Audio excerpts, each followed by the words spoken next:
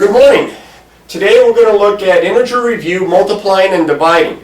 Now, we recently talked about adding and subtracting, and if you enjoyed adding and subtracting, you're going to really enjoy this because there's less rules to keep track of. In fact, the rules for multiplying and dividing are sign-wise the same. So what I'm going to do is I'm going to give you the rules and then I'm going to show you some examples. It's important that you remember the rules and that you practice the examples and practice the problems. So first things first, when we are multiplying, now we're talking about only two numbers at a time right now. When we are multiplying two numbers, or when we are dividing two numbers, the rule for the signs are that if they have the same sign, your answer is going to be positive. And if they're going to have different signs, you're maybe multiplying a positive and a negative, or you're dividing a positive and a negative, your answer is going to be negative. You're always going to multiply, you're always going to divide, depending on the type of problem you're going to do, but this is the way that the rules work.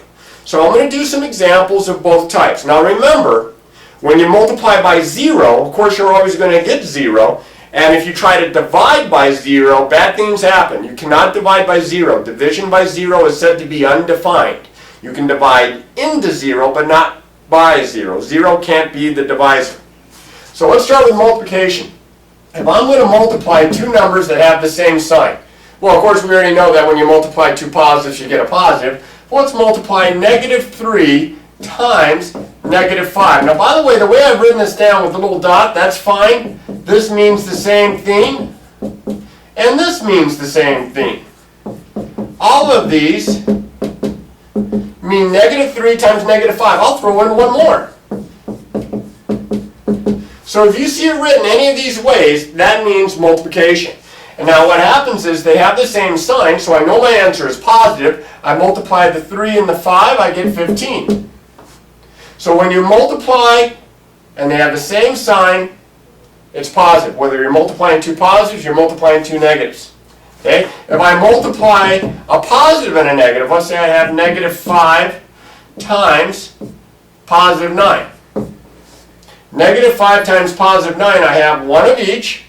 My sign is going to be negative. 5 and 9 is 45. When you multiply, I get negative 45. Now, if you're wondering, do you need the parentheses around the 9? No, you don't. You can leave them there since there's no sign in front. It's assumed to be positive. You don't necessarily need the parentheses around it, but it's okay if you do. All right, if I multiply, let's say, negative 3 times 4. Same kind of a problem. I have a negative and a positive. My answer is going to be negative, negative 12. Now, when you were adding, which one was bigger looking made a difference. Not here. Now, in this case, both of the positives are bigger looking. But let's try one where it's the other way around. Let me try one right over here. How about if I multiply something like, I don't know, negative 11 times 5. Well, a negative times a positive, the signs are different, it's going to be negative, it doesn't matter which one's bigger looking, my answer is going to be negative 55. So that's the way it works with multiplying. Dividing is the same. If you're dividing two numbers and they have the same sign, it's going to be positive, and if they have different signs, it's going to be negative. A real quick example or two of that. Let's say I have negative 9 divided by negative 3. And by the way, negative 9 divided by negative 3 can also be written as negative 9 over negative 3. Written as a fraction, that implies division. That means division. And I have the same sign, I divide, 9 divided by 3 is 3, and it's a positive 3. Okay? If I am dividing, let's say, 42 divided by negative 6. Here I'm dividing two numbers that have different signs. One's positive, one's negative. So what happens here is the signs are different. My answer is negative. 42 divided by 6 is 7. My answer is going to be negative 7. All right, now, if you remember these sign rules, it's going to be pretty easy for you to keep track. Because really, you're multiplying or dividing, just as always, it's the sign that matters. Now remember also, if you have 0 involved, I talked about this before, if you multiply by 0, it's always going to be 0. 0 is neither positive nor negative. You remember also, you cannot divide by 0. You can divide into 0, you just can't divide by 0. All right?